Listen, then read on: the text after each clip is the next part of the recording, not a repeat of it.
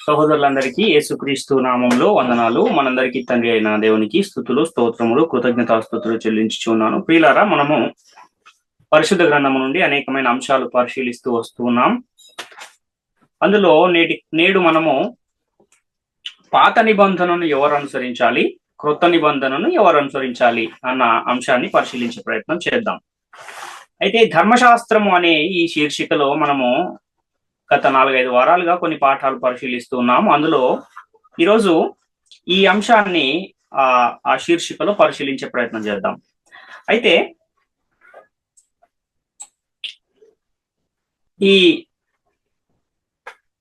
Bible గ్రంథ కాల చరిత్రను గనక మనం పరిశీలన చేసుకుంటే 2 ప్రధానమైన జనాంగాలు మనకు కనబడతారు. ఒకరేమో ఇశ్రాయేలీయులు, ఇంకొక జనాంగమేమో క్రైస్తవులు అని పిలువబడే 2 సముదాయాలు మనకు కనబడతాయి. అదేవిధంగా దేవుడు పరిశుద్ధ గ్రంథములో 2 నిబంధనలను కూడా ఇచ్చినట్టుగా మనకు అనేకమైన లేఖన సాక్ష్యాలు కనబడుతూ ఉంటాయి. ఒకటేమో మొదటి నిబంధన, దానిని పాత నిబంధన అని కూడా పిలుస్తారు. అదేవిధంగా 2వ నిబంధన, దానినే క్రొత్త నిబంధన అని కూడా పిలుస్తారు అని మనము గత తరగతులలో పరిశీలన చేశాం. అయితే ఈ 2 రకాలైనటువంటి దేవుని జనాంగాలను మనము చూస్తున్నాం కదా. అలాగే ఈ 2 నిబంధనలు కూడా మనకు బైబిల్ గ్రంథంలో కనబడుతున్నాయి కనుక ఈ 2 నిబంధనలలో ఏ నిబంధనను ఎవరు అనుసరించాలి అన్న విషయాన్ని మనం ఈరోజు తెలుసుకునే ప్రయత్నం చేద్దాం. అయితే మనం చదివే పరిశుద్ధ గ్రంథంలో ఈ 2 నిబంధనలు మనకు కనబడతాయి. మనము పరిశుద్ధ గ్రంథాన్ని తెరవగానే పాత నిబంధన అని ఒకటి కనబడుతుంది, ఆ తర్వాత క్రొత్త నిబంధన అనే ఇంకొక నిబంధన కూడా మనకు కనబడుతుంది. నేటి కాలంలో మన దగ్గర ఉన్న బైబిల్ గ్రంథంలోనే ఈ 2 నిబంధనలు ఉన్నాయి కనుక ఈ 2 నిబంధనలు కూడా మనం అనుసరించాలి అని ప్రకటించేవారు కూడా చాలా మంది మనకు కనబడుతూ ఉన్నారు. అయితే ఏం చెబుతున్నారు చాలా మంది అంటే, ఈ 2 నిబంధనలు మన గ్రంథంలో ఉన్నాయి, ఒకవేళ మనం అనుసరించాల్సిన అవసరం లేకపోతే ఎందుకు మన గ్రంథంలో ఉంటుందండి, దాన్ని దేవుడు తీసేసేవాడు కదా, ఏది అవసరమో అదే ఇచ్చేవాడు కదా అని బోధిస్తూ ఈ 2ంటిని మనం అనుసరించాలి అని బోధించేవారు చాలా మంది మనకు కనబడుతూ ఉన్నారు. అయితే మనము అనుసరించాలి కాబట్టే ఈ 2 ఉన్నాయి, ఇందులో అనుసరించాల్సిన అవసరం లేకపోతే ఒకటే ఉంచేవాడు కదా అన్న ఒక లాజిక్ ను వాడుతూ చాలా మంది ఏమనుకుంటున్నారంటే ఈ 2 కూడా మనము అనుసరించాల్సిందే అని చెబుతూ ఉన్న పరిస్థితులు కనబడుతున్నాయి. అయితే ఒకనాడు దేవుడు ఇశ్రాయేలీలకు ఇచ్చిన పాత నిబంధనను కూడా మనము అనుసరించాలని సంఘాలలో కూడా బోధిస్తున్నటువంటి పరిస్థితులు కనబడుతున్నాయి. కాబట్టి ఇలాంటి గందరగోళ పరిస్థితుల నుండి మనం బయటికి రావాలంటే మనకు ఒక స్పష్టత అనేది అవసరం. మనం క్రైస్తవులము, క్రీస్తు వారముగా పిలువబడుతూ ఉన్నాము గనుక ఇలాంటి పరిస్థితుల్లో మన దగ్గర ఉన్నటువంటి బైబిల్ గ్రంథములో ఈ 2 నిబంధనలలో మనం ఏది అనుసరించాలి అన్న విషయము మనము తప్పకుండా తెలుసుకోవాలి. దీని మీద మనకు ఒక అవగాహన ఉండాలి, క్లారిటీ ఉండాల్సిన అవసరం ఉంది. కాబట్టి ప్రియులారా, పాత నిబంధనను ఎవరు అనుసరించాలి, క్రొత్త నిబంధనను ఎవరు అనుసరించాలి అన్న ఈ అంశాన్ని మనం ఈరోజు పూర్తిగా స్పష్టంగా తెలుసుకునే ప్రయత్నము చేద్దాం. అయితే ఈ విషయం మనకు అర్థం కావాలంటే అసలు ఏ నిబంధన ఎవరికి ఇవ్వబడింది అన్న విషయాన్ని మొదట మనం గ్రహించాలి. ఈ పాత నిబంధనను గురించి మనం ఆలోచన చేయగలిగితే, పాత నిబంధనను దేవుడు ఎవరికి ఇచ్చాడు అంటే అది ఇశ్రాయేలీయులకు ఇవ్వబడింది అని మనము గత తరగతులలోనే నేర్చుకుని ఉన్నాం. పాత నిబంధనను దేవుడు ఇశ్రాయేలీయులకు ఎవరి ద్వారా ఇచ్చాడు అంటే మోషే ద్వారా ఇచ్చాడు. ఈ పాత నిబంధనను దేవుడు మోషే ద్వారా ఇశ్రాయేలీయులకు ఎప్పుడు ఇచ్చాడు అన్న ఆ విషయాన్ని కూడా మనము ఇదివరకే పరిశీలించాము. ఈ పాత నిబంధనను దేవుడు ఇశ్రాయేలీయులకు ఎక్కడిచ్చాడు, ఈ విషయాలన్నీ కూడా మనం ఆల్రెడీ తెలుసుకుని ఉన్నాము. అయితే ఈ ధర్మశాస్త్రాన్ని దేవుడిచ్చాడు. ఈ ధర్మశాస్త్రాన్ని దేవుడు ఎవరికి ఇచ్చాడు అంటే ఇశ్రాయేలీయులకు ఇచ్చాడు. ఈ ధర్మశాస్త్రాన్ని దేవుడు మోషే ద్వారా ఇశ్రాయేలీయులకు ఇచ్చాడు. అయితే ఈ ధర్మశాస్త్రాన్ని గూర్చిన ఎవరిచ్చారు, ఎవరికి ఇచ్చారు అన్న ఈ విషయాలను గూర్చి మనము కొన్ని లేఖనాలను పరిశీలించే ప్రయత్నం చేద్దాం. ఎక్కడిచ్చాడు, ఎప్పుడు ఇచ్చాడు అన్న ఆ విషయాలను కూడా మనము పరిశీలిద్దాం. నిర్గమకాండము 24వ అధ్యాయము 12వ వచనాన్ని మనం చూస్తే, నిర్గమకాండము 24వ అధ్యాయము 12వ వచనంలో, అప్పుడు యెహోవా మోషేతో ఇట్లా, నేను నీవు కొండ ఎక్కి నా యొద్దకు వచ్చి అచ్చట నుండుము, నీవు వారికి బోధించినట్లు నేను రాసిన ఆజ్ఞలను ధర్మశాస్త్రమును రాతి పలకలను నీకిచ్చదనగా అని ఇక్కడ ఒక మాట మనకు కనబడుతుంది. అంటే దేవుడు మోషేని పిలిచి ఏం చెబుతున్నాడు అంటే, నేను నీకు ధర్మశాస్త్రాన్ని ఇస్తాను అని చెబుతున్నాడు. నేను రాసిన రాతి పలకలను ధర్మశాస్త్రమును నీకు ఇస్తాను అని చెబుతున్న మాట మనకి ఇక్కడ కనబడుతుంది. ద్వితీయోపదేశ కాండంలో కూడా 9వ అధ్యాయంలో 9-10 వచనాలు మనం చూస్తే, ఆ రాతి పలకలు అనగా యెహోవా మీతో చేసిన నిబంధన సంబంధమైన పలకలను తీసుకొనుటకు నేను కొండ ఎక్కినప్పుడు అన్నపానములు మాని ఆ కొండ మీద 40 పగళ్ళు 40 రాత్రులు ఉంటిని. అప్పుడు దేవుని వ్రేలుతో వ్రాయబడిన 2 రాతి పలకలను యెహోవా నాకు అప్పగించెను. మీరు కూడి వచ్చిన దినమున ఆ కొండ మీద అగ్ని మధ్య నుండి యెహోవా మీతో పలికిన వాక్యములన్నీ వాటి మీద ఉండెను అని ఇక్కడ మోషే చెబుతున్నమాట మనకు కనబడుతుంది. అంటే దేవుని వ్రేలుతో వ్రాయబడిన 2 రాతి పలకలను దేవుడు ఎవరికి ఇచ్చాడు? మోషే చెబుతున్నాడు నాకు ఇచ్చాడు అని చెబుతూ ఉన్నాడు.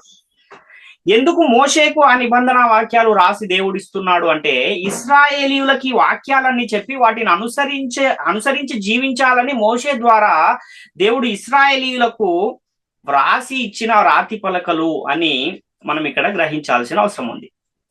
కాబట్టి ధర్మశాస్త్రాన్ని దేవుడు మోషే ద్వారా ఇశ్రాయేలీయులకు ఇచ్చాడు అన్న విషయము మనకి ఇక్కడ అర్థమవుతూ ఉంది. కాబట్టి మన బైబిల్ గ్రంథములో పాత నిబంధన కొత్త నిబంధన 2 ఉన్నాయి కనుక రెండిటిని మనం అనుసరించాలి అని చెప్పేవారు తెలుసుకోవాల్సింది ఏంటంటే, ధర్మశాస్త్రాన్ని ఎవరు ఇచ్చారు, ఎవరి ద్వారా ఇచ్చారు, ఎవరికి ఇచ్చారు, ఎవరు అనుసరించడానికి దేవుడు ఈ ధర్మశాస్త్రాన్ని ఇచ్చాడు అన్న విషయాలను మొదట గనక వారు తెలుసుకోగలిగితే, అప్పుడు అసలు ఆ పాత నిబంధన అనేది మనం అనుసరించకూడదా అన్న విషయము అర్థమవుతుంది. కాబట్టి ధర్మశాస్త్రము ఇశ్రాయేలీయులకు అనుగ్రహించబడిందని బైబిల్ గ్రంథం తెలియజేస్తుంది. అంటే ధర్మశాస్త్రము క్రైస్తవులకు ఇవ్వబడలేదా, ఇశ్రాయేలీయులకు ఇవ్వబడిందా అని మనం ఆలోచన చేయగలిగితే, ధర్మశాస్త్రాన్ని దేవుడు ఇశ్రాయేలీయులకు మాత్రమే ఇచ్చాడు అని మనకు అర్థమవుతుంది. ఇంకొక విషయాన్ని కూడా మనం ఆలోచిస్తే, దేవుడి ధర్మశాస్త్రం ఇచ్చే సమయానికి లోకంలో క్రైస్తవులు అనేవారే లేరు అన్న విషయాన్ని కూడా మనము గమనించాలి. ఈ ధర్మశాస్త్రాన్ని దేవుడు ఇశ్రాయేలీయులకు ఇచ్చే సమయానికి ఈ లోకంలో ఉన్న ప్రజలు 2 భాగాలుగా ఈ ప్రజలను ఆ ధర్మశాస్త్రము అనేది విభజించింది. అందులో ఒకరేమో దేవుని ప్రజలైన ఇశ్రాయేలీయులు, ఇంకొకరేమో అన్యజనులు అని ఆ యొక్క ధర్మశాస్త్రము ఆ ప్రజలను 2 భాగాలుగా విడగొట్టిన పరిస్థితి మనకు కనబడుతుంది. కాబట్టి ఆ కాలానికి క్రైస్తవులే లేరు. దేవుడు ధర్మశాస్త్రాన్ని ఇచ్చింది అన్యజనులు అనుసరించడానికి అయితే కాదు గనుక, దేవుని ప్రజలైన ఇశ్రాయేలీయులు అనుసరించడానికి దేవుడు మోషే ద్వారా ఇశ్రాయేలీయులకు ఏమి ఇచ్చాడు అంటే ధర్మశాస్త్రాన్ని ఇచ్చాడు అన్న విషయము మనకి ఇక్కడ అర్థమవుతుంది. కాబట్టి ఈ ధర్మశాస్త్రాన్ని దేవుడు ఇశ్రాయేలీయులకే ఇచ్చాడు అన్న ఆ విషయాన్ని కూడా మనం చూడగలిగితే, రోమపత్రిక 9వ అధ్యాయంలో 4-5 వచనాల్లో, వీరు ఇశ్రాయేలీయులు దత్తపుత్రత్వమును మహిమయు నిబంధనలను ధర్మశాస్త్ర ప్రధానమును అర్చనాచారాదులను వీరివి, పితరులు వీరి వారు, శరీరమును బట్టి క్రీస్తు వీరిలో పుట్టెను, ఈయన సర్వాధికారి అయిన దేవుడై ఉండి నిరంతరము స్తోత్రార్హుడై ఉన్నాడు అన్న వచనము మనకి ఇక్కడ కనబడుతుంది. వీరెవరంట? ఇశ్రాయేలీయులు అని చెబుతున్నాడు. వీళ్ళకి ఏమేమి ఉన్నాయి, వీళ్ళ ప్రత్యేకత ఏంటి అని మనం చూస్తే, దత్తపుత్రత్వం వీళ్ళకుందంట, మహిమ వీళ్ళకుందంట, నిబంధనలు ఉన్నాయి, ధర్మశాస్త్ర ప్రధానం ఉంది, అర్చనాచారాదులు ఉన్నాయి, అదేవిధంగా వాగ్దానములు కూడా వీరికి ఇవ్వబడ్డాయి అని ఇక్కడ చాలా స్పష్టంగా తెలియజేస్తున్నాడు. అంటే ఈ ధర్మశాస్త్రం అనేది ఎవరికి ఇచ్చాడు దేవుడు అంటే ఇశ్రాయేలీయులకు అన్న విషయం ఇక్కడ మనకు చాలా స్పష్టంగా అర్థమవుతుంది. అదేవిధంగా రోమపత్రిక 3వ అధ్యాయం 2వ వచనాన్ని కూడా మనం చూస్తే, ప్రతి విషయమందును అధికమే మొదటిది దేవోక్తులు యూదుల పరము చేయబడెను అంటున్నాడు. అంటే మొట్టమొదట దేవుడు తన ఆజ్ఞలు, విధులు, కట్టడలను ఎవరికి ఇచ్చాడు, వాగ్దానాలను ఎవరికి ఇచ్చాడు, దేవోక్తులను ఎవరికి ఇచ్చాడు అంటే యూదుల పరము చేయబడ్డాయి అని మనకి ఇక్కడ చాలా స్పష్టంగా అర్థమవుతుంది. కీర్తనల గ్రంథంలో 147వ అధ్యాయము 19వ వచనాన్ని కూడా మనం చూస్తే, ఆయన తన వాక్యము యాకోబునకు తెలియజేసెను, తన కట్టడలను తన న్యాయ విధులను ఇశ్రాయేలునకు తెలియజేసెను అంటున్నాడు. ఒకవేళ ఈ ధర్మశాస్త్రాన్ని గనక క్రైస్తవులు కూడా అనుసరించే పనే అయితే, ఒక్క చోటనైనా క్రైస్తవులు కూడా దీనిని అనుసరించాలి అన్న మాట ఎక్కడైనా ఉండేది కదా? ఎక్కడా కూడా మనకు ఒక్క లేఖనం కూడా కనబడట్లేదు. వీటన్నిటిని మనం చూస్తుంటే మనకు ఏమర్థం అవుతుంది అనంటే, ధర్మశాస్త్రం అనేది ఇశ్రాయేలీయులకు మోషే ద్వారా దేవుడిచ్చిన చట్టము అన్న విషయము మనకు అర్థమవుతుంది. కాబట్టి ఈ ధర్మశాస్త్రాన్ని దేవుడు ఇశ్రాయేలీయులకు మాత్రమే ఇచ్చాడు, అది కూడా మోషే ద్వారా ఇచ్చాడు అన్న ఆ విషయాన్ని కూడా మనం చూస్తే యోహాను సువార్తలో 1వ అధ్యాయంలో 17వ వచనాన్ని మనము గమనించగలిగితే, యోహాను సువార్త 1వ అధ్యాయం 17వ వచనంలో, ధర్మశాస్త్రము మోషే ద్వారా అనుగ్రహింపబడెను, కృపయు సత్యమును యేసుక్రీస్తు ద్వారా కలిగెను అంటున్నాడు. కాబట్టి మోషే ద్వారా ఈ ధర్మశాస్త్రం అనేది అనుగ్రహింపబడింది. న్యాయాధిపతుల గ్రంథం 3వ అధ్యాయం 4వ వచనాన్ని మనం చూస్తే, యెహోవా మోషే ద్వారా తమ తండ్రులకు ఇచ్చిన ఆజ్ఞలను వారు అనుసరింతురో లేదో అని తెలుసుకున్నట్లు ఇశ్రాయేలీయులను పరిశోధించుటకై ఆ జనములను ఉండనిచ్చెను అంటున్నాడు.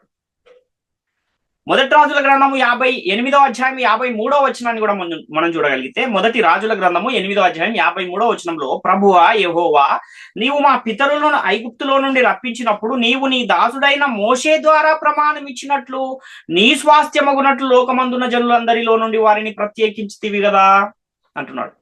అంటే ఎవరి ద్వారా ఇవ్వబడింది ఈ ధర్మశాస్త్రము అంటే మోషే ద్వారా ఇవ్వబడింది అన్న విషయము మనకి ఇక్కడ చాలా స్పష్టంగా అర్థమవుతూ ఉంది.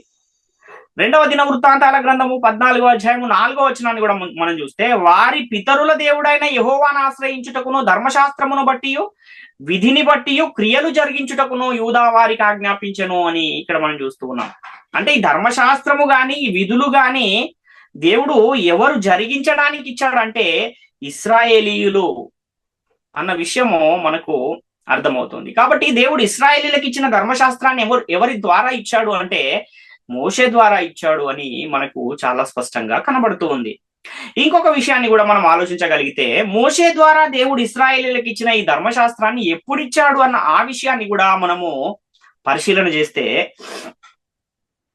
హెబ్రీ పత్రిక 8వ అధ్యాయంలో 8 నుంచి 10 వచనాల్లో పౌలు గారు చెబుతున్న ఈ మాటలను మనం ఒకసారి ఆలోచిస్తే, హెబ్రీ పత్రిక 8వ అధ్యాయము 8 నుంచి 10 వచనాలు. అయితే ఆయన ఆక్షేపించి వారితో ఇలాగు చెప్పుచున్నాడు, ప్రభు ఇట్లా నేను ఇదిగో ఒక కాలము వచ్చుచున్నది, అప్పటిలో ఇశ్రాయేలు ఇంటి వారితోనూ యూదా ఇంటి వారితోనూ నేను క్రొత్త నిబంధన చేయుదును. అది నేను ఐగుప్తు దేశములో నుండి వీరి పితరులను వెలుపలికి రప్పించుటకై వారిని చెయ్యి పట్టుకొనిన దినమున వారితో నేను చేసిన నిబంధన వంటిది కాదు.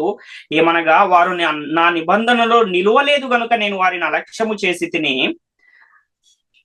అని ప్రభువు చెప్పుచున్నాడు. ఆ దినములైన తర్వాత ఇశ్రాయేలు ఇంటి వారితో నేను చేయబోవు నిబంధన ఏదనగా, వారి మనస్సులో నా ధర్మ విధులను ఉంచదను, వారి హృదయముల మీద వాటిని వ్రాయుదును, నేను వారికి దేవుడనయ్యుందును, వారు నాకు ప్రజలయ్యుందురు అని ఇక్కడ పాత నిబంధనలో చేయబడిన ఒక వాగ్దానాన్ని పౌలు గారు ఇక్కడ జ్ఞాపకం చేస్తూ హెబ్రీలకు పత్రిక రాస్తూ చెబుతున్న సందర్భం మనకు కనబడుతుంది. ఇక్కడ ఈ యొక్క క్రొత్త నిబంధనను నేను మీకు ఇస్తానని దేవుడు వాగ్దానం చేశాడు. ఆ వాగ్దానం ఎక్కడుంది పాత నిబంధనలో అన్న ఆ విషయాన్ని కూడా మనం చూడగలిగితే, ఇర్మియా గ్రంథంలో 31వ అధ్యాయంలో 31 నుంచి 33 వచనాల్లో ఈ విషయం అంతా అక్కడ కనబడుతుంది. ఇర్మియా గ్రంథము 31వ అధ్యాయము 31 నుంచి 33 వచనాలు, ఇదిగో నేను ఇశ్రాయేలు వారితోనూ యూదా వారితోనూ క్రొత్త నిబంధన చేయు దినములు వచ్చుచున్నవి, ఇదే యెహోవా వాక్కు. అది ఐగుప్తులో నుండి వారిని రప్పించుటకై నేను వారిని చెయ్యి పట్టుకొనిన దినమున వారి పితరులతో నేను చేసిన నిబంధన వంటిది కాదు. నేను వారి పెనిమిటినైనను వారు ఆ నిబంధనను భంగము చేసుకొనిరి, ఇది యెహోవా వాక్కు. ఈ దినములైన తర్వాత నేను ఇశ్రాయేలుతోనూ యూదా వారితోనూ చేయబోవు నిబంధన ఇదే, వారి మనస్సులలో నా ధర్మ విధి ఉంచెదను, వారి హృదయముల మీద దాన్ని వ్రాసేదను, ఇదియే యెహోవా వాక్కు అంటున్నాడు. అంటే మొదటి నిబంధనను ఎప్పుడు చేశాడు మోషే ద్వారా ఇశ్రాయేలీయులకు ఇచ్చిన ఆ నిబంధన ఎప్పుడు చేశానని ఇక్కడ దేవుడు చెబుతూ ఉన్నాడంటే, ఐగుప్తులో నుండి వారిని బయటికి రప్పించిన ఆ దినములలో ఈ మొదటి నిబంధన అనేది నేను వారితో చేశాను అన్న విషయము ఇక్కడ చెబుతూ ఉన్న పరిస్థితి మనకు కనబడుతుంది. అంటే ధర్మశాస్త్రాన్ని దేవుడు ఇశ్రాయేలీలకు ఎప్పుడు ఇచ్చాడు అంటే, వారు ఐగుప్తు బానిసత్వంలో ఉండి దేవునికి మొరపెట్టినప్పుడు ఆ మొరను దేవుడు విని మోషేని వారి యొద్దకు పంపించి వారిని బయటికి రప్పించినప్పుడు, ఆ బయటికి రప్పించిన ఆ కాలములో దేవుడు ఈ ధర్మశాస్త్రాన్ని ఇశ్రాయేలీయులకు ఇచ్చాడు అని మనకి ఇక్కడ అర్థమవుతుంది. ఇప్పుడు అసలు ఈ ధర్మశాస్త్రాన్ని ఎక్కడిచ్చాడు అన్న విషయము మనము ఆలోచన చేయగలిగితే, లేవియ ఖండము 26వ అధ్యాయము 46వ వచనంలో, యెహోవా మోషే ద్వారా సీనాయి కొండ మీద తనకును ఇశ్రాయేలీయులకును మధ్య నియమించిన కట్టడలను, తీర్పులను, ఆజ్ఞలను ఇవే అంటున్నాడు. అంటే దేవుడు ఎక్కడ చేశాడు ఈ నిబంధన, ఎక్కడిచ్చాడు ఈ ధర్మశాస్త్రము, ఎక్కడిచ్చాడు ఈ కట్టడలు, విధులు, ఆజ్ఞలు అంటే సీనాయి కొండ మీద ఐగుప్తులో నుండి వారిని బయటికి రప్పించిన ఆ కాలములో వారికి ఈ యొక్క ధర్మశాస్త్రాన్ని దేవుడు ఇచ్చాడు అన్న విషయము మనకు అర్థమవుతుంది. కాబట్టి అసలు ఈ ధర్మశాస్త్రం ఎవరికి ఇవ్వబడింది? క్రైస్తవులకు ఇవ్వబడిందా? ఆ విధంగా మనకి ఎక్కడైనా ఒక లేఖనమైనా కనబడిందా అంటే క్రైస్తవులకు ఇవ్వబడింది కాదు. ఇది ఇశ్రాయేలీయులకు మాత్రమే ఇవ్వబడిన ఒక చట్టము అన్న విషయము మనకు అర్థమవుతుంది. కాబట్టి ధర్మశాస్త్రాన్ని దేవుడు ఇశ్రాయేలీయులకు మాత్రమే ఇచ్చాడు అని చాలా స్పష్టంగా పరిశుద్ధ గ్రంథము తెలియజేస్తూ ఉంది. ఎవరు అనుసరించడానికి ధర్మశాస్త్రం ఇవ్వబడింది అని మనం ఆలోచన చేయగలిగితే, ఇశ్రాయేలీయులు అనుసరించడానికి ధర్మశాస్త్రాన్ని దేవుడు మోషే ద్వారా ఇశ్రాయేలీయులకు వారు ఐగుప్తు బానిసత్వం నుండి బయటికి వచ్చిన దినమున సీనాయి కొండ మీద వారికి ఇచ్చాడు అని ఇంత స్పష్టంగా లేఖనాలు చెబుతూ ఉన్నాయి.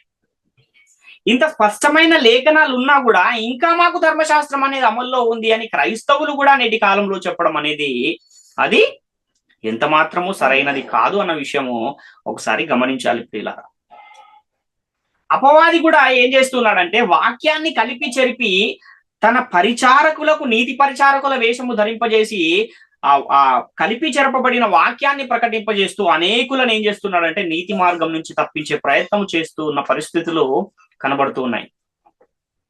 పాత నిబంధనను అనుసరించాలి అని చెప్పే వాళ్ళకి ఏం తెలియదు అంటే, ప్రస్తుత కాలంలో దేవుని ప్రజలైన క్రైస్తవులు అని పిలువబడుతున్న వారు అనుసరించటానికి దేవుడు క్రొత్త నిబంధన ఒకటి ఇచ్చాడు.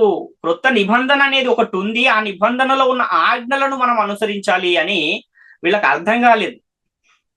ఈ విషయం తెలియకపోవటం వలన ఇశ్రాయేలీలకు దేవుడు ఇచ్చిన పాత నిబంధన కూడా మన బైబిల్ గ్రంథంలోనే ఉంది కనుక దాన్ని కూడా మనం అనుసరించాలి, అది కూడా మనకు చట్టమే అని బోధిస్తూ ఉన్న అనేకులు మనకు నేటి కాలంలో కనబడుతూ ఉన్నారు. కాబట్టి ఈ ధర్మశాస్త్రాన్ని దేవుడు ఎవరు అనుసరించడానికి ఇచ్చాడు, ఎవరి ద్వారా ఇచ్చాడు అంటే మోషే ద్వారా ఇచ్చాడు, ఇశ్రాయేలీయులు అనుసరించడానికి ఇచ్చాడు అని మనకు చాలా స్పష్టంగా కనబడుతూ ఉంది. నేను ఇచ్చిన ధర్మశాస్త్రాన్ని మీరు అనుసరించటం వలన మిమ్మును ఏం చేస్తాను నేను, మీరు ఏమవుతారు నాకు అంటే, నాకు స్వకీయ సంపాద్యముగా నేను మిమ్మును ఏర్పరచుకుంటాను. ఎప్పుడు అంటే మీరు నేను ఇచ్చిన ఈ ఆజ్ఞలను అనుసరించినప్పుడు అని దేవుడు చెబుతున్నాడు. ద్వితీయోపదేశ కాండం 30వ అధ్యాయము 15-16 వచనాలు మనం చూస్తే, ద్వితీయోపదేశ కాండం 30వ అధ్యాయం 15-16 వచనాల్లో, చూడుము నేడు నేను జీవమును, మేలును, మరణమును, కీడును నీ ఎదుట ఉంచి ఉన్నాను. నీవు బ్రతికి విస్తరించినట్లుగా నీ దేవుడైన యెహోవాను ప్రేమించి ఆయన మార్గములందు నడుచుకొని ఆయన ఆజ్ఞలను, కట్టడలను, విధులను ఆచరించమని నేడు నేను నీకు ఆజ్ఞాపించుచున్నాను. అట్లు చేసిన ఎడల నీవు స్వాధీనపరుచుకొనుటకు ప్రవేశించు దేశములో నీ దేవుడైన యెహోవా నిన్ను ఆశీర్వదించును అంటున్నాడు.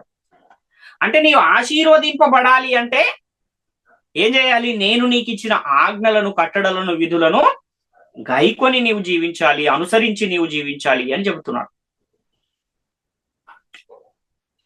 ద్వితీయోపదేశ కాండము 6వ అధ్యాయము 2వ వచనాన్ని కూడా మనం చూస్తే, నీ దేవుడైన యెహోవాకు భయపడి నేను నీకు ఆజ్ఞాపించు ఆయన కట్టడలన్నయో, ఆజ్ఞలన్నయో నీ జీవిత దినములన్నిటిను గైకొనుచు నీవు దీర్ఘాయుష్మంతుడు అవునట్లు నీవు స్వాధీనపరుచుకొనుటకు ఏరు దాటి వెళ్ళుచున్న దేశమందు మీరు జరుపుకొనుటకు మీకు బోధింపవలెనని మీ దేవుడైన యెహోవా ఆజ్ఞాపించిన ధర్మమంతయు అనగా కట్టడులు, విధులు ఇవే అంటున్నాడు. మీరు ఎక్కడ వీటిని అనుసరించడానికి నేను ఇవి ఇస్తున్నానంటే, మీరు ఏదైతే ఆ పాలు తేనెలు ప్రవహించే కనాను దేశంలోకి వెళుతున్నారో ఆ దేశంలో మీరు అనుసరించవలసిన చట్టం ఏది అనంటే, మోషే ద్వారా సీనాయి కొండ మీద నేను మీకు ఇచ్చిన ఈ ధర్మశాస్త్రము అని దేవుడు చెబుతున్న పరిస్థితులు మనము చూస్తున్నాం. అంటే మీరు స్వాధీనపరుచుకున్న దేశంలో మీరు అనుసరించవలసిన కట్టడలు, విధులు, ఆజ్ఞలు ఎందుకు మీరు అనుసరించాలి వాటిని అని అంటే, మీరు ఆశీర్వదింపబడాలంటే మీరు వాటిని అనుసరించాలి. మీరు దీర్ఘాయుష్మంతులు అవ్వాలి అని అంటే వాటిని మీరు అనుసరించాలి అని ఇక్కడ దేవుడు చెబుతూ ఉన్న ఒక పరిస్థితి మనకు కనబడుతూ ఉంది. కాబట్టి ఈ 2 నిబంధనలు ఉన్నాయని మన చేతిలో ఉన్న బైబిల్ గ్రంథంలో 2 నిబంధనలు ఉన్నాయి గనుక ఆ రెండిటిలో పాత నిబంధన మరియు కొత్త నిబంధన అని ఉంది గనుక ఈ బైబిల్ గ్రంథ చరిత్రలో 2 జనాంగాలు కూడా ఉన్నారని, ఒకరేమో ఇశ్రాయేలీయులు, మరొక జనాంగమేమో క్రైస్తవులు అని మనకు అర్థమవుతుంది. కాబట్టి ఈ 2 నిబంధనలలో మొదటి నిబంధనను దేవుడు మోషే ద్వారా ఇశ్రాయేలీయులు అనుసరించడానికి ఇచ్చాడు. అదేవిధంగా ఇశ్రాయేలీయులకు ఇచ్చిన ఈ ధర్మశాస్త్రాన్ని లేక పాత నిబంధనను నేడున్న క్రైస్తవులమైన మేము కూడా అనుసరిస్తాము అంటే అది కుదురుతుందా అని అంటే అది ఎంత మాత్రము కుదరదు. ఎందుకంటే క్రైస్తవులమైన మనకు దేవుడిచ్చిన నిబంధన వేరే ఉంది. అది 2వ నిబంధన, అదే క్రొత్త నిబంధన. క్రొత్త నిబంధనను నేడు క్రైస్తవులని పిలువబడుతున్న వారు అనుసరించవలసిన అవసరం ఉంది. అంటే ఇంకొకరికి ఇచ్చిన నిబంధన, వేరే వాళ్ళకి ఇచ్చిన నిబంధన నేను అనుసరిస్తాను అనడము అది సరైనది కాదు. దేవుడు క్రైస్తవులైన వారికి ఇచ్చిన నిబంధన పరిశుద్ధ గ్రంథంలో ఎక్కడుంది అన్న విషయాన్ని కూడా తెలియని వారు చాలా మంది నేటి కాలంలో ఉన్నారు. అంటే పాత నిబంధనను దేవుడు మోషే ద్వారా ఇశ్రాయేలీయులకు ఇచ్చాడు. అదేవిధంగా క్రొత్త నిబంధనను దేవుడు ఇశ్రాయేలీయులు కాకుండా ఎవరైతే క్రీస్తును ప్రభువుగా విశ్వసించి క్రీస్తు నామమందు బాప్తిస్మం పొంది సంఘములో చేర్చబడుతూ ఉన్నారో, ఆ సంఘములో చేర్చబడుతున్న వారు ఎవరైనా సరే, వాళ్ళు క్రైస్తవులైనా, ఇశ్రాయేలీయులైనా, యూదులైనా, అన్యజనులైనా ఎవరైనా సరే వారందరూ కూడా అనుసరించడానికి దేవుడు ఈ నూతన నిబంధనను, క్రొత్త నిబంధనను యేసుక్రీస్తు ద్వారా అనుగ్రహించాడు అన్న విషయాన్ని మనం గ్రహించాలి. యోహాను సువార్త 1:17 వచనాన్ని మనం చూస్తే, ధర్మశాస్త్రము మోషే ద్వారా అనుగ్రహింపబడిను, కృపయు సత్యమును యేసుక్రీస్తు ద్వారా కలిగెను అంటున్నాడు. కృపయు సత్యము అన్న ఈ నూతన నిబంధన లేదా క్రొత్త నిబంధన అనే ఈ చట్టము ఎవరి ద్వారా కలిగిందంటే యేసుక్రీస్తు ద్వారా కలిగింది. అంటే యేసుక్రీస్తు ఈ భూమి మీద జీవించిన కాలంలో అక్కడ ఉన్న ప్రజలు అనుసరించవలసిన చట్టం ఏది అన్న ఆ విషయాన్ని కూడా మనం ఆలోచన చేయగలిగితే, యేసుక్రీస్తు శరీరధారిగా జీవించిన కాలంలో ఆ ధర్మశాస్త్రము అనేది అమల్లో ఉంది. అంటే ఇశ్రాయేలీయులకు దేవుడు ఇచ్చిన ఆ ధర్మశాస్త్రం అనేది యేసుక్రీస్తు వారు జీవించిన కాలంలో అమల్లో ఉంది. అయితే ఈ క్రీస్తు ఆ ధర్మశాస్త్రం అమల్లో ఉన్న కాలంలో ఇశ్రాయేలీయులకు బోధించిన బోధ నేటి కాలంలో ఉన్న క్రైస్తవులు ఆజ్ఞలుగా అనుసరించవచ్చా అన్న ఈ విషయాన్ని కూడా మనము ఆలోచించవలసిన అవసరం ఉంది. అంటే మొదటి 4 సువార్తలలో ఏదైతే యేసుక్రీస్తు వారు బోధించారో ఇశ్రాయేలీయులకు, యూదులకు, ఆ ఇశ్రాయేలీయులకు, యూదులకు బోధించిన ఆ బోధ క్రైస్తవులమైన మనం అనుసరించవచ్చా? అది మనకు వర్తిస్తుందా? అంటే యేసుక్రీస్తు జీవించిన కాలము ఏ కాలము అన్న విషయాన్ని మొదట మనం ఆలోచన చేయగలిగితే, ధర్మశాస్త్రం అమల్లో ఉన్న కాలంలో యేసుక్రీస్తు వారు ఈ లోకంలో జన్మించారు. ధర్మశాస్త్రం అమల్లో ఉన్న కాలంలో జీవించిన యేసుక్రీస్తు దేనికి లోబడి జీవించాలి అని అంటే ధర్మశాస్త్రానికి లోబడి జీవించాలి. ఎందుకని ఆయన ధర్మశాస్త్రానికి లోబడి జీవించాలి అని అంటే, ఆయన కూడా ఎవరు అనంటే యూదులలో ఆయన జన్మించాడు. ఎవరికి ఇయ్యబడింది ఈ ధర్మశాస్త్రము? ఇశ్రాయేలీయులు, యూదులకు ఇయ్యబడింది. కాబట్టి ప్రియులారా, యేసుక్రీస్తు వారు జీవించిన కాలంలో ఆయన బోధించిన బోధ ఎవరికి మాత్రమే పరిమితమై ఉంది అని మనం ఆలోచిస్తే, ఆయన సున్నతి గల వారికి మాత్రమే పరిచారకుడు అని పరిశుద్ధ గ్రంథము తెలియజేస్తుంది. అంటే యేసుక్రీస్తు జీవించిన కాలంలో సున్నతి గలవారికి యేసుక్రీస్తు చేసిన బోధనే మనం అనుసరించాలా, లేక మనం అనుసరించవలసిన చట్టాన్ని ఇంకా ఎవరి ద్వారా ఆయన సిద్ధం చేయిస్తున్నాడా అన్న ఈ విషయం కూడా మనము తెలుసుకోవాల్సిన అవసరం ఉంది. యేసుక్రీస్తు వారు సున్నతి గల వారికి మాత్రమే పరిచారకుడు అని పరిశుద్ధ గ్రంథం తెలియజేస్తుంది. రోమాపత్రిక 15వ అధ్యాయంలో 8వ వచనాన్ని మనం చూడగలిగితే, నేను చెప్పున్నదేమనగా పితరులకు చేయబడిన వాగ్దానముల విషయంలో దేవుడు సత్యవంతుడని స్థాపించుటకును, అన్యజనులు ఆయన కనికరమును గూర్చి దేవుని మహిమపరచుటకును క్రీస్తు సున్నతి గల వారికి పరిచారకుడు ఆయను అంటున్నాడు ఇక్కడ. అంటే ఎవరు ఆ కాలానికి సున్నతి గలవారు అంటే ఇశ్రాయేలీయులు, యూదులు మాత్రమే సున్నతి గలవారు. కాబట్టి ఆ సున్నతి గల వారికి మాత్రమే ఆయన బోధ చేయడానికి ఈ లోకానికి ఆ కాలంలో వచ్చాడు. అంటే ఆ ధర్మశాస్త్రం అమల్లో ఉంది కనుక ధర్మశాస్త్రం అమల్లో ఉన్న ఆ కాలంలో ఆయన సున్నతి గల వారికి పరిచారకుడుగా ఉన్నాడు అన్న విషయము మనము గ్రహించాలి. అంటే యేసుక్రీస్తు శరీరధారిగా ఉన్న దినములలో ఆయన బోధించిన బోధ యూదులకు మరియు ఇశ్రాయేలీయులకు మాత్రమే పరిమితమై ఉంది అని ఈ లేఖనం ద్వారా మనకు అర్థమవుతుంది. అదేవిధంగా యేసుక్రీస్తు వారు తన శిష్యులను పంపుచు మీరు వెళ్ళి ప్రకటించండి అని పంపించినప్పుడు మత్తయి సువార్తలో 10వ అధ్యాయం 5వ వచనంలో కూడా మీరు నశించిన ఇశ్రాయేలు వంశంలోని నశించిన గొర్రెల యొద్దకే వెళ్ళుడు గాని సమరయల ఏ పట్టణములోనైనా ప్రవేశింపకుడి, అన్యజనుల దారిలోనికి వెళ్ళకుడి అని అక్కడ కూడా వారిని ఆయన ఆజ్ఞాపించిన ఒక విషయం మనకు అక్కడ కనబడుతుంది. అంటే ఎందుకనే అలా అన్యజనుల దారిలోనికి వెళ్ళవద్దు అంటున్నాడు? ఎందుకనే ఆయన సున్నతి గల వారికి మాత్రమే పరిచారకుడు అయ్యాడు అని అంటే, ఆ కాలంలో ధర్మశాస్త్రం అనేది అమల్లో ఉంది. ధర్మశాస్త్రం అమల్లో ఉన్న కాలంలో అన్యజనులకు బోధించకూడదు గనుక యేసుక్రీస్తు వారు ఆ విధంగా శిష్యులను హెచ్చరించిన ఒక సందర్భం మనకు కనబడుతుంది. కాబట్టి యేసుక్రీస్తు ద్వారా ఏం కలిగింది అని అంటే, కృపయు సత్యము అనేది యేసుక్రీస్తు ద్వారా వచ్చింది. ఈ క్రొత్త నిబంధన అనేది యేసుక్రీస్తు ద్వారా కలిగింది అన్న విషయాన్ని మనము గమనించాలి. అంటే యేసుక్రీస్తు ద్వారా పరలోకము నుండి పంపబడిన పరిశుద్ధాత్ముని వలన అపోస్తలుల చేత ఈ క్రొత్త నిబంధన అనేది ఈ లోకంలో ఉన్న ప్రజలకు అనుగ్రహించబడింది అన్న విషయాన్ని మనం గమనించాలి.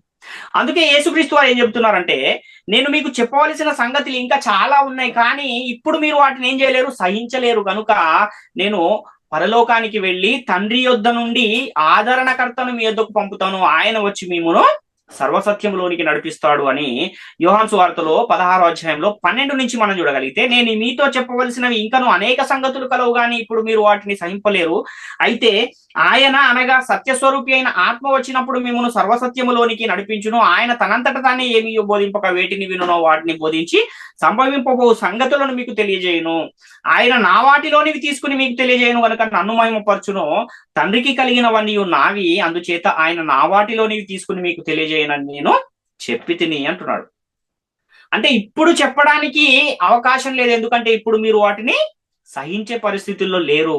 కాబట్టి ఎవరు వచ్చి దాన్ని బోధిస్తారంటే, పరిశుద్ధాత్మను నేను పంపబోతున్నాను, ఆయన వచ్చి మీకు ఆ సంగతులను బోధిస్తాడు. అప్పుడు ఆయన బోధించిన ఆ సంగతులను మీరు ఏం చేయాలంటే, సర్వలోకానికి వెళ్ళి సర్వ సృష్టికి సువార్తను ప్రకటించండి, బూదిగంతముల వరకు మీరు నాకు సాక్షులై ఉంటారు అని అపోస్తలుల కార్యాల్లో 1వ అధ్యాయం 8వ వచనంలో మనకు ఒక లేఖనము కనబడుతుంది. కాబట్టి ప్రియులారా, ఈ లోకానికి దేవుని బోధ అనేది ఎలా అందింది అని మనం పరిశీలించగలిగితే, పరలోకము నుండి వచ్చిన పరిశుద్ధాత్మని ద్వారా ఈ మీకు ప్రకటించబడిన ఈ సంగతులను గూర్చి మీకు తెలియజేయుచున్నాను అన్న ఒక మాట మనకు 1 పేతురు పత్రిక 1వ అధ్యాయం 12వ వచనంలో కనబడుతుంది. అంటే పరిశుద్ధాత్మని ద్వారా అపోస్తలులు ఆ పరిశుద్ధాత్మ శక్తిని పొందుకొని ఈ సర్వలోకానికి వెళ్ళి వాళ్ళు ఏం చేశారంటే, దేవుని యొక్క చట్టాన్ని, నూతన నిబంధనను, సువార్తను ప్రకటించి అనేకులను దేవుని రాజ్యంలో చేర్చిన ఒక పరిస్థితులు మనకు కనబడుతున్నాయి.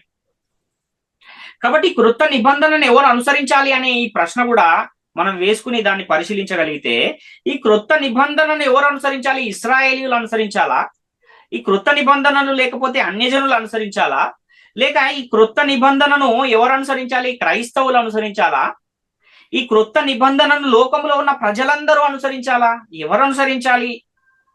ఈ క్రొత్త నిబంధన అనుసరించే వారికి పెట్టబడిన పేరేది అన్న ఈ విషయాలు మనము పరిశీలిస్తే, చాలా మంది ఏమనుకుంటున్నారంటే, కొత్త నిబంధన అనేది ఇశ్రాయేలీయులకు దేవుడు చేసిన వాగ్దానము అని కొంతమంది పొరబడుతున్నారు.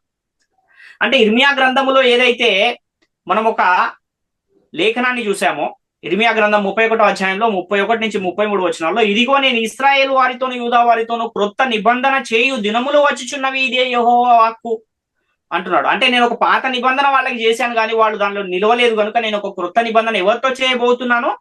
యూదా వారితోనూ ఇశ్రాయేలు వారితోనూ చేయబోతున్నాను అన్నాడు కనుక ఈ క్రొత్త నిబంధన ఎవరికి సంబంధించింది, ఎవరు దీన్ని అనుసరించాలంటే యూదులు ఇశ్రాయేలును అనుసరించాలి అని కూడా కొంతమంది అపోహపడుతూ ఉన్న పరిస్థితి మనకు కనబడుతుంది. అంటే ఈ మాటను బట్టి క్రొత్త నిబంధన ఎవరి కోసం అంటే ఇశ్రాయేలు కోసమే అని అపోహపడేవారు ఉన్నారు. కాబట్టి క్రైస్తవులు కూడా కొత్త నిబంధన కేవలం క్రైస్తవులది మాత్రమే అనుకుంటున్నారు.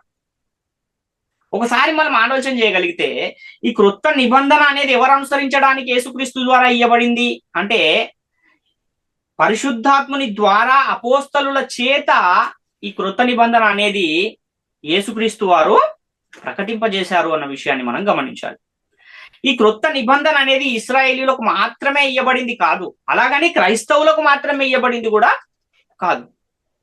మరి ఎవరికి ఇవ్వబడింది ఈ క్రొత్త నిబంధన అంటే ఈ లోకములో ఉన్న సమస్త జనులు అనుసరించడానికి ఇవ్వబడిన చట్టమే ఈ క్రొత్త నిబంధన లేక నూతన నిబంధన అన్న విషయాన్ని గమనించాలి. అంటే ఎవరైనా సరే క్రీస్తు దగ్గరకు వచ్చి విశ్వాసం ఉంచి బాప్తిస్మం పొంది దేవుని రాజ్యంలో గాని క్రీస్తు సంఘంలో గాని ఎవరైతే చేరుతూ ఉన్నారో, ఎవరైతే యేసుక్రీస్తు నామమందు విశ్వాసం ఉంచి సంఘంలో చేర్చబడుతున్నారో వారందరూ కూడా అనుసరించడానికి ఇవ్వబడిన చట్టమే ఈ క్రొత్త నిబంధన అన్న విషయాన్ని గమనించాలి. మార్కు సువార్త 16వ అధ్యాయంలో 15-16 వచనాలు మనం చూడగలిగితే, మరియు మీరు సర్వలోకమునకు వెళ్ళి సర్వ సృష్టికి సువార్తను ప్రకటించి నమ్మి బాప్తిస్మం పొందిన వాడు రక్షింపబడును, నమ్మని వానికి శిక్ష విధింపబడును అని ఇక్కడ మనం చూస్తున్నాం. ఒకవేళ ఈ క్రొత్త నిబంధన అనేది ఇశ్రాయేలీయులకు మాత్రమే ఇవ్వబడితే ఇక్కడ యేసుక్రీస్తు వారు సర్వలోకానికి వెళ్ళి సర్వ సృష్టికి సువార్తను ప్రకటించుడి అని ఎందుకు చెప్తాడు? కాబట్టి ఈ నూతన నిబంధన లేకపోతే ఈ రక్షణ సువార్త అనేది ఎవరి కొరకు ఇది సిద్ధపరచబడింది అని అంటే లోకములో ఉన్న సమస్త జనుల కొరకు సిద్ధపరచబడింది అన్న విషయాన్ని మనం గమనించాలి.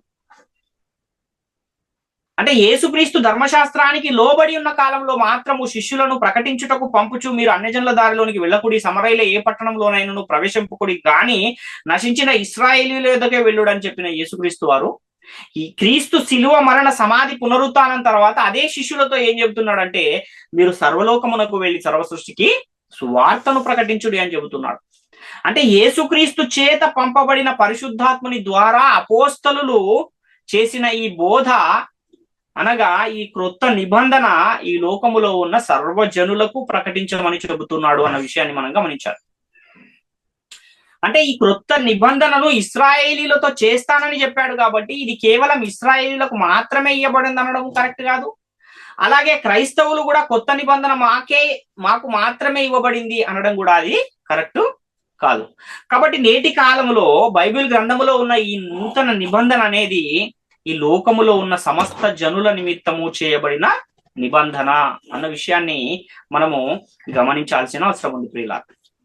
అంటే ఇశ్రాయేలీయులతో నేను మీతో కొత్త నిబంధన చేయబోతున్నానని చెప్పాడు కనుక ఇది కేవలం ఇశ్రాయేలీయులకు మాత్రమే అనుసరించాలి అంటే అది సరైనది కాదు కదా. ఈ లోకంలో ఉన్న జనులు ఎవరైనా సరే క్రీస్తు నామమందు విశ్వాసం ఉంచి క్రీస్తు నామములో బాప్తిస్మం పొంది సంఘములో చేర్చబడిన వారందరూ కూడా అనుసరించడానికి ఈ నూతన నిబంధన అనేది ఇవ్వబడింది అన్న విషయాన్ని మనము గమనించాలి. ఇంతవరకు మనం పరిశీలించిన ఈ లేఖనాలన్నీ ఏం చెబుతున్నాయి అనంటే ఈ క్రొత్త నిబంధన అనేది సమస్త జనులకు సర్వలోకములో ఉన్న సమస్త జనులకు కూడా ఇవ్వబడిన ఒక చట్టము అన్న విషయం మనకు తెలియజేస్తూ ఉంది. కనుక యేసుక్రీస్తు వారు కూడా చనిపోయి సమాధి చేయబడి తిరిగి లేపబడిన తర్వాత శిష్యులకు ఇచ్చిన ఆజ్ఞను మనం పరిశీలిస్తే మీరు సర్వలోకానికి వెళ్ళి సర్వ సృష్టికి సువార్తను ప్రకటించుడి అన్నాడు. మీరు భూ దిగంతముల వరకు నాకు సాక్షులై ఉంటారు అన్నాడు. నమ్మి బాప్తిస్మం పొందిన వాడు రక్షింపబడును, నమ్మని వానికి శిక్ష విధింపబడును అనే ఆజ్ఞ మనకు కనబడుతుంది. దీన్ని బట్టి మనకి ఏమర్థమవుతుందంటే దేవుడు పక్షపాతి కాదు కనుకనే ఈ లోకంలో ఉన్న సమస్త జనులు రక్షింపబడాలనే ఈయన సంకల్పాన్ని బట్టి నూతన నిబంధనని లోకంలో ఉన్న సర్వజనుల కొరకు చేశాడు. యేసుక్రీస్తు ద్వారా పరిశుద్ధాత్ముని చేత అపోస్తలులకు బోధింపజేసి అపోస్తలుల ద్వారా ఈ లోకానికి బోధింపజేసిన ఈ నూతన నిబంధన అనేది ఈ లోకంలో ఉన్న సర్వజనుల కొరకు సిద్ధపరచబడిన నూతన నిబంధన, కొత్త చట్టము అన్న విషయాన్ని మనం గమనించాలి. అంటే ప్రతి జనములో నుండి ఆయనకు భయపడి నీతిగా బ్రతికే వారిని రక్షించే కాలములో మనం ఉన్నాం కనుక ఈ కొత్త నిబంధనలో ఉన్న రక్షణ సువార్త నేటి కాలంలో సమస్త జనుల యొద్దకు వెడుతుంది. ఈ సువార్త ఎవరి యొద్దకైతే వెళుతుందో ఆ వెళ్ళిన వారు, దానిని విన్నవారు ఎవరైతే ఉన్నారో వాళ్ళు దానికి లోబడి, ఎప్పుడైతే ఆ సువార్తకు లోబడి వాక్యానుసారమైన జీవితాలను ఎవరైతే కలిగి ఉంటారో వారు రక్షింపబడతారు, వారు దేవుని రాజ్యంలో చేర్చబడతారు. అపోస్తల కార్యాల్లో 10వ అధ్యాయంలో 34 నుంచి 36 వచనాలు మనం చూడగలిగితే, దేవుడు పక్షపాతి కాడని నిజముగా గ్రహించి ఉన్నాను, ప్రతి జనములోనూ ఆయనకు భయపడి నీతిగా నడుచుకుని వానిని ఆయన అంగీకరించును, యేసుక్రీస్తు అందరికీ ప్రభువు, ఆయన ద్వారా దేవుడు సమాధానకరమైన సువార్తను ప్రకటించి ఇశ్రాయేలీలకు పంపిన వర్తమానమును మీరు ఎరుగుదురు అంటున్నాడు. కాబట్టి అన్యజనులకు కూడా ఈ నూతన నిబంధన అనేది చేయబడింది అని చెప్పడానికి ఇదొక ఉదాహరణగా మనము దీన్ని చూడొచ్చు. ఎందుకంటే అన్యజనుడైన కొర్నేలికి దేవుడు దూతలను పంపి, ఈ పక్క గ్రామములోనే ఒక పేతురు అనే ఒక శిష్యుడు ఉన్నాడు, నీవు వెళ్ళి ఆయనను పిలిపించుకుని రక్షణకు సంబంధించిన సువార్తను ఆయన ద్వారా చెప్పించుకుని విను అని ఆయనకు ఆజ్ఞాపించిన ఒక సందర్భము మనకు కనబడుతుంది. అంటే ఎవరైతే అన్యజనులైనా సరే నీతిగా ఎవరైతే బ్రతుకుతారో, నీతి కార్యాలను ఎవరైతే చేస్తారో వారిని ఎప్పుడు కూడా దేవుడు విడిచిపెట్టేవాడు కాదు అన్న విషయాన్ని గమనించాలి. ఇంకొక సందర్భం కూడా మనం చూస్తే, ఐథియోపియుల రాణి అయిన కందాకి క్రింద ఆర్థిక మంత్రిగా ఉన్న ఒక ఆయన నపుంసకుడు కూడా ఇక్కడి నుంచో ఆయన ఇస్రాయేలులో ఉన్న మందిరానికి దేవుణ్ణి ఆరాధించడానికి వచ్చి మరలా తిరిగి వెళుతూ ఉంటే, ఆయనను కూడా రక్షించే ఉద్దేశం కలిగిన దేవుడు ఫిలిప్పును ఆయన యుద్ధకు పంపించి ఆయనకు సువార్తను ప్రకటించి ఆయనకు బాప్తిస్మం ఇచ్చి దేవుని రాజ్యంలో క్రీస్తు సంఘంలో ఆయనను చేర్చిన ఒక సందర్భం కూడా మనకు కనబడుతుంది. ఎందుకు అనంటే ఆ ఐథియోపియుడైన ఆయన కూడా, నపుంసకుడు కూడా నీతి గలవాడు, నీతి కార్యములు గలవాడు కనుక ఆయనను కూడా దేవుడు ఏం చేశాడంటే ఆ ఫిలిప్పును పంపి ఆయనను రక్షించుకున్న పరిస్థితి మనకు కనబడుతుంది. కాబట్టి ఈ లోకంలో ఎవరైనా సరే నీతి కలిగి ఎవరైనా జీవిస్తున్నారంటే అలాంటి వారిని దేవుడు ఎప్పుడు కూడా విడిచిపెట్టడు అన్న విషయాన్ని మనం గమనించాలి. అందుకే దేవుడు అందరూ అంతటను మారు మనసు పొందాలని దీర్ఘశాంతము గలవాడై ఉన్నాడు అని కూడా పరిశుద్ధ గ్రంథము తెలియజేస్తుంది. కాబట్టి పరలోకమందున దేవుడు సమస్త జనులకు దేవుడై ఉండి తన కుమారుడైన యేసుక్రీస్తు ద్వారా సమాధానకరమైన సువార్తను ప్రకటింపజేసి ఇశ్రాయేలీలతో పాటు అన్యజనులను కూడా రక్షించడానికి ఆ సమాధానకరమైన సువార్తను ప్రకటించమని యేసు తన శిష్యులకు ఆజ్ఞాపించి అనేకులను శిష్యులుగా చేసి వారికి సువార్త పనిని అప్పగించండి అని యేసుక్రీస్తు వారు చెప్పి పరలోకానికి వెళ్ళిపోయిన సందర్భం కూడా మనకు కనబడుతుంది. అంటే యేసుక్రీస్తు శిలువలో కార్చిన రక్తం యూదులకు మాత్రమే కాదు, ఇశ్రాయేలీలకు మాత్రమే కాదు, అలాగని క్రైస్తవులకు మాత్రమే కూడా కాదు, ఈ లోకములో ఉన్న సమస్త జనుల పాప పరిహారము నిమిత్తము యేసుక్రీస్తు తన రక్తాన్ని శిలువలో కార్చాడు అన్న విషయాన్ని మనం గమనించాలి. అందుకే పరిశుద్ధాత్మ మీ మీదికి వచ్చినప్పుడు మీరు శక్తి నందుదురు కనుక భూదిగంతముల వరకు మీరు నాకు సాక్షులయ్యుందురు అని చెబుతున్నాడు అపోస్తల కార్యాలు 1వ అధ్యాయం 8వ వచనంలో. తులసి పత్రిక 1వ అధ్యాయం 5-6 వచనాలు కూడా మనం చూస్తే, మీ యొద్దకు వచ్చిన సువార్త సత్యమును గూర్చిన బోధ వలన ఆ నిరీక్షణను గూర్చి మీరు ఇంతకు ముందు వింటిరి, ఈ సువార్త సర్వలోకములో ఫలించుచు వ్యాపించుచున్నట్టు మీరు దేవుని కృపను గూర్చి విని సత్యముగా గ్రహించిన నాట నుండి మీలో సైతము ఫలించుచు వ్యాపించుచున్నది అంటున్నాడు. అంటే ఎక్కడెక్కడ ఈ సువార్త వ్యాపిస్తూ ఫలిస్తుంది అని అంటే సర్వలోకములో ఫలించుచు వ్యాపించుచున్నట్టు మనకు కనబడుతూ ఉంది. కాబట్టి సువార్త అనగా యేసుక్రీస్తు శిష్యులకు అప్పగించిన సువార్త ఎక్కడ వ్యాపించుచున్నది అంటే సర్వలోకములో వ్యాపించుచు ఫలించుచున్నది అన్న విషయం మనకు అర్థమవుతుంది. పాత నిబంధన కాలంలో ధర్మశాస్త్రం లేని ప్రజలు అన్యజనులుగా ఉండేవారు. ఒకప్పుడు ఆ అన్యజనులకు రక్షణ అనేది ఎలా ఉండేదంటే మర్మముగా ఉండేది. నేటి కాలంలో ఆ మర్మం ఏమైపోయిందంటే బయలుపరచబడిపోయింది. ఎలా బయలుపరచబడింది అంటే యేసుక్రీస్తు పరలోకం వెళ్ళి పరలోకము నుండి పరిశుద్ధాత్మను పంపించడం ద్వారా పరిశుద్ధాత్మను పొందుకున్న అపోస్తలుల చేత ఆ మర్మాన్ని బయలుపరచడం అనేది జరిగింది. ఎఫెసీ పత్రిక 3వ అధ్యాయంలో 3 నుంచి 6 వచనం మనం చూస్తే, ఎట్లనగా క్రీస్తు మర్మము దేవదర్శనము వలన నాకు తెలియపరచబడినదు అను సంగతిని గూర్చి మునుపు సంక్షేపముగా వ్రాసితిని, మీరు దానిని చదివినేడల దానిని బట్టి ఆ క్రీస్తు మర్మమును గూర్చి నాకు కలిగిన జ్ఞానమును గ్రహించుకొనగలరు. ఈ మర్మం ఇప్పుడు ఆత్మమూలముగా దేవుని పరిశుద్ధులకు అపోస్తలులకును ప్రవక్తలకును బయలుపరచబడి ఉన్నట్టుగా పూర్వకాలములందు మనుషులకు తెలియపరచబడలేదు.